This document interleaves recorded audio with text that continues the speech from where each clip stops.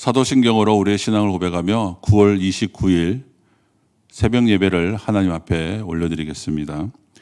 전능하사 천지를 만드신 하나님 아버지를 내가 믿사오며 그 외아들 우리 주 예수 그리스도를 믿사오니 이는 성령으로 잉태하사 동정녀 마리아에게 나시고 본디어 빌라도에게 고난을 받으사 십자가에 못 박혀 죽으시고 장사한 지 사흘 만에 죽은 자 가운데서 다시 살아나시며 하늘에 오르사 전능하신 하나님 우편에 앉아 계시다가 저리로서 산자와 죽은 자를 심판하러 오시리라. 성령을 믿사오며 거룩한 공예와 성도가 서로 교통하는 것과 죄를 사하여 주시는 것과 몸이 다시 사는 것과 영원히 사는 것을 믿사옵나이다. 아멘. 오늘 하나님의 말씀은 고린도후서 3장 18절의 말씀입니다. 제가 가지고 있는 신약성경 289쪽에 있는 고린도후서 3장 18절 말씀을 제가 봉독해 드리도록 하겠습니다. 우리가 다 수건을 벗은 얼굴로 거울을 보는 것 같이 주의 영광을 보매 그의 같은 형상으로 변화하여 영광에서 영광에 이르니 곧 주의 영으로 말미암으니라. 아멘. 우리는 신앙의 토대로서의 성경을 바르게 깨닫고 이해하려면 성령님의 조명하심이 절대적으로 필요합니다. 성경은 인간 지성으로 온전하게 파악될 수 있는 그러한 책이 아닙니다. 성경은 단순히 인간 저자들의 작품이 아니라 성령님의 감동하심으로 된 정확하고 오류가 없는 하나님의 말씀이기 때문입니다. 성령님께서 인간 저자들을 감동하여 오류 없이 기록하게 하신 성경을 깨닫기 위해서 우리는 성령님의 조명하심이 필요합니다. 성령님의 조명하심이 있을 때 우리는 성경 안에서 하나님의 영광을 보게 됩니다. 성경에서 하나님의 영광을 보는 것은 하나님께서 믿는 자들에게 성경을 주신 궁극적인 목적입니다. 오늘 저는 여러분들과 성경에서 하나님의 영광을 보는 것이 왜 중요하고 하나님의 영광을 볼 때 어떠한 일이 우리 가운데 일어나는 것에 대해서 함께 그 말씀을 묵상하고 은혜를 나누고자 합니다. 하나님의 영광을 볼 때 첫 번째로는 하나님의 형상으로 변한다는 것입니다. 우리가 이 문제와 관련하여 오늘 본문이 직접적으로 말하는 것은 주의 영광을 보매 그와 같은 형상으로 변화하여라는 그 말씀에서 볼 수 있듯이 하나님을 닮은 모습으로 변화되어져 간다라는 이야기입니다. 이것이 성경에서 하나님의 영광을 볼 때 일어나는 일이고 바로 이것은 성화를 가리킵니다. 하나님의 은혜로 하나님의 자녀가 된 사람들이 어떻게 그들의 아버지이신 하나님을 닮아가는가 하면 그것은 하나님의 영광을 봄으로써 닮아간다라는 것을 우리에게 가르쳐 줍니다. 예수님 당시 사람들은 예수님을 직접 보았습니다. 하지만 예수님을 직접 본 사람들이 모두 다 예수님을 믿거나 예수님의 모습으로 변한 것은 아닙니다. 요한복음 1장 14절에서 이렇게 말합니다. 말씀이 육신이 되어 우리 가운데 거하심에 우리가 그의 영광을 보니 아버지의 독생자의 영광이요 은혜와 진리가 충만하더라. 이렇게 독생자 안에서 하나님의 영광을 본 사람들은 바로 믿음의 사람들 뿐이었습니다. 우리는 예수님이 있었던 그 당시 사람들과 달리 성경을 통해서 우리는 하나님의 영광을 볼 수 있습니다. 이것은 과연 예수님을 직접 보는 것과 어떠한 차이가 있을까요? 성경을 통해서 하나님의 영광을 보는 것은 예수님을 직접 보는 것에 비하여 조금 더 열등하거나 또 그러한 방식이 아니라는 사실입니다. 오히려 완성된 하나님의 말씀은 예수님이 누구인지 또 무엇을 하셨는지 그 의미가 무엇인지를 온전하게 드러내고 성령님께서 그것을 드러내실 때 사람을 덮고 있던 수건이 벗겨지고 하나님의 영광을 보게 됩니다. 오늘 저희가 읽은 이 본문에서 이 수건이 벗겨진다라는 의미를 우리는 그런 맥락에서 읽어야 합니다. 구약에서도 하나님의 영광을 본 사람들의 모습들이 나옵니다. 특히 모세가 산에서 하나님의 영광을 뵙고 내려오자 모세 자신은 의식하지 못했지만 아론과 백성들은 모세의 얼굴에서 광채가 나는 것을 보았습니다. 직접 하나님의 영광을 보지는 못할지라도 모세의 얼굴에 반사되는 광채를 본다는 것도 얼마나 영광스러운 일이었을까요? 하지만 그들은 금송아지를 섬겼던 거로 모세의 얼굴에 반사되는 광채를 보는 것조차 두려워했습니다. 그래서 모세는 얼굴에 수건을 쓰게 되었는데 이것은 그 백성을 향한 배려이기도 하지만 또 다른 한편으로는 그들이 하나님의 영광을 보지 못하도록 막은 일이기도 합니다. 이와 같이 인간이 하나님의 영광을 본다는 것은 최고의 기쁨이고 영광이고 행복입니다. 그러나 죄인이 하나님의 영광을 보고 살 자가 없다는 것도 죄인의 딜레마인 것을 우리는 알아야 합니다. 그런데 우리에게 어떠한 일이 일어났다라고 오늘 바울 사도는 우리에게 가르쳐주고 있습니다. 그것은 바로 우리로 하여금 하나님의 영광의 광채를 보지 못하게 하는 수건이 벗겨졌다라는 것입니다. 우리가 그 영광을 봄에도 불구하고 죽지 않을 뿐 아니라 도리어 그 영광의 모습으로 변화되어 간다는 길이 열렸다고 가르쳐주고 있습니다.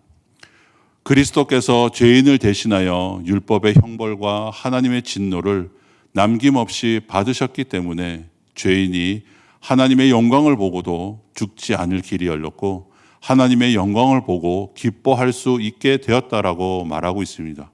그것을 바울 사도는 고린도후서 3장 16절을 통해서 이렇게 말합니다. 그러나 언제든지 주께로 돌아가면 그 수건이 벗겨지리라.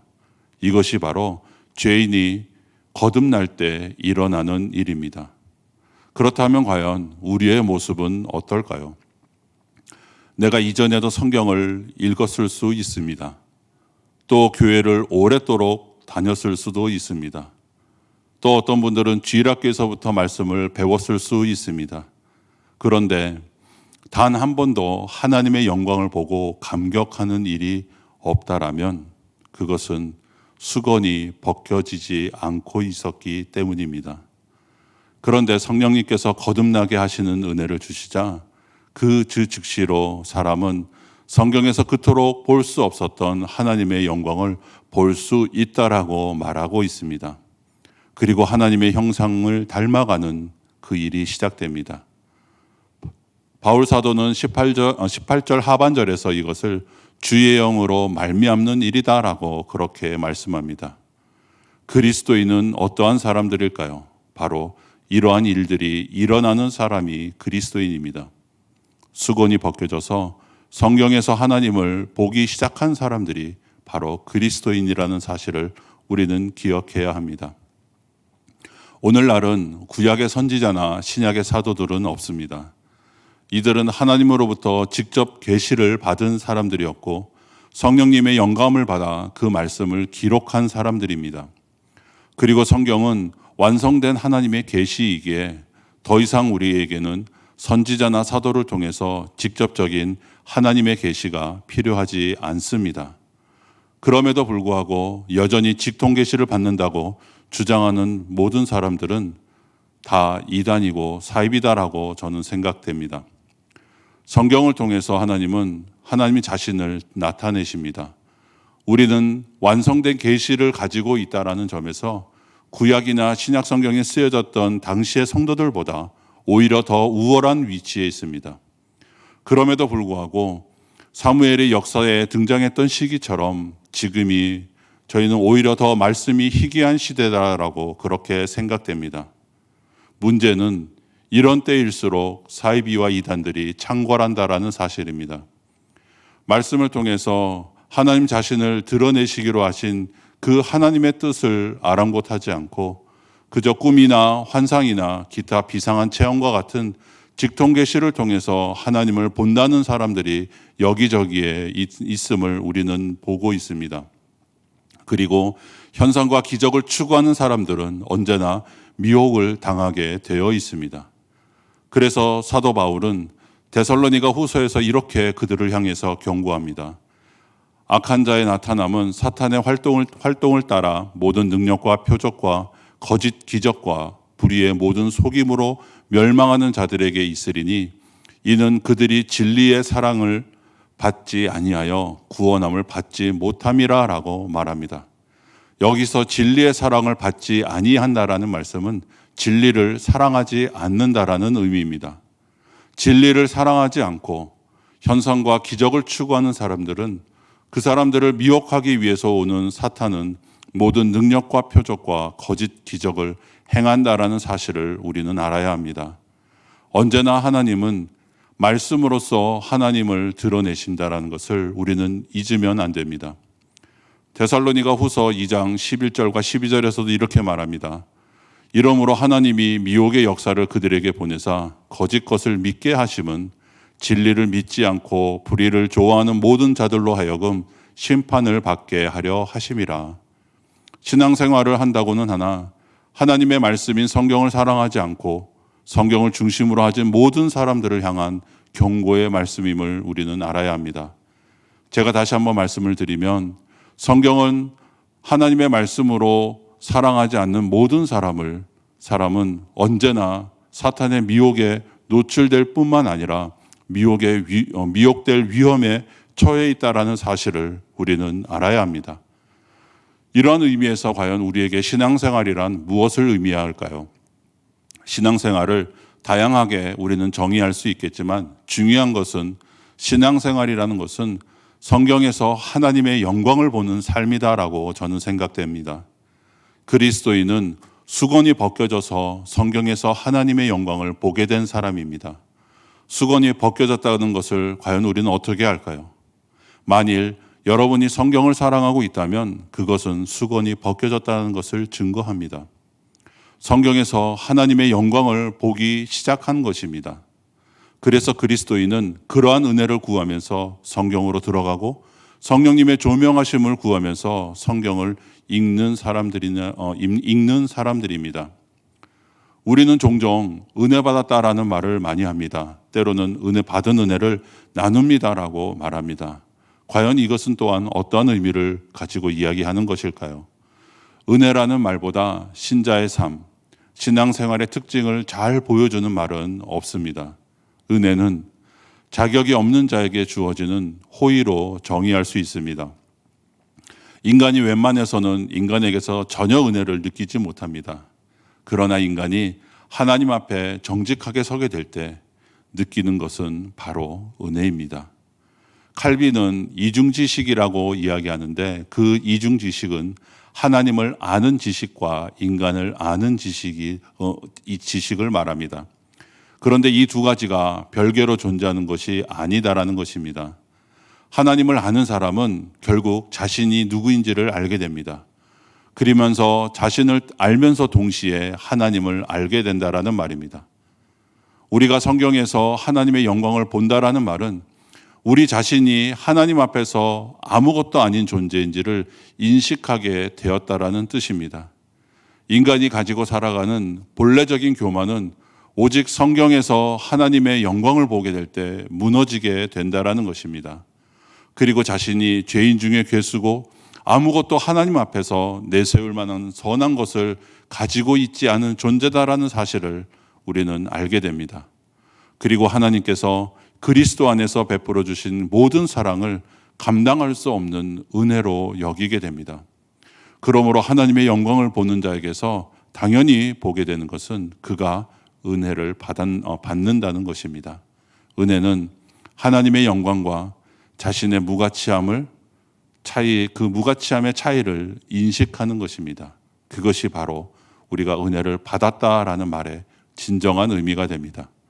그렇다면 진정으로 하나님의 영광을 보게 되고 은혜를 받은 사람은 과연 어떠한 모습으로 살아가게 될까요?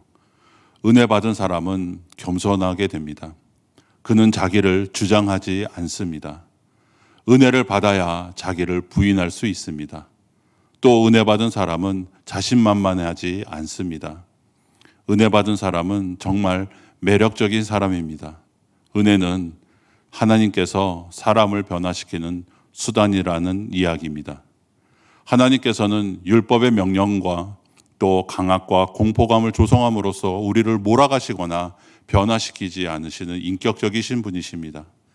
오직 은혜로 하나님은 하나님의 그 선하심과 그 영광을 우리에게 나타내심으로 우리를 하나님의 형상으로 변화시켜 가십니다.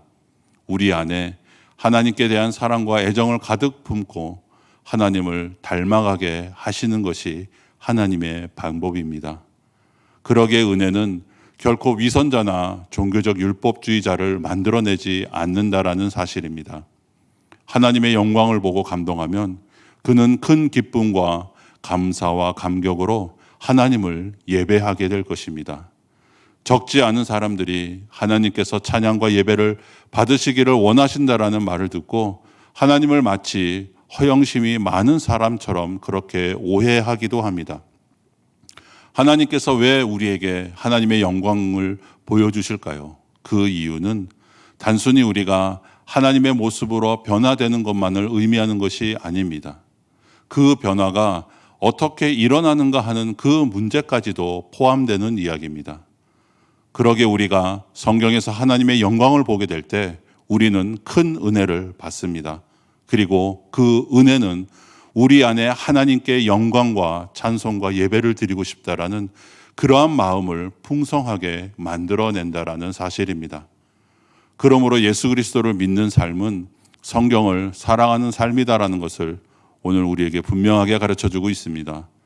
이것은 성경이 우상이 된다라는 것을 말하는 것이 아닙니다. 우리는 성경 안에서만 하나님의 영광을 뵐 수 있고 성경 안에서만 우리는 은혜를 받습니다. 우리의 기도도 우리의 봉사도 또 우리의 모든 삶이 하나님의 말씀인 성경을 기초해야 한다는 것을 분명하게 가르쳐주고 있는 것입니다. 성경을 떠난 그리스도인의 삶은 결코 있을 수 없습니다. 만일 여러분이 한 번도 성경에서 하나님의 영광을 보는 것이 어떠한 것인지를 경험해 보신 적이 없으시다면 오늘 이렇게 기도하시기 바랍니다. 하나님, 수건을 벗겨주셔서 날마다 하나님 앞에 나가게 해달라고 그렇게 기도하십시오. 그리고 거듭나게 하시는 그 일은 오직 하나님께서만 하실 수 있는 일입니다.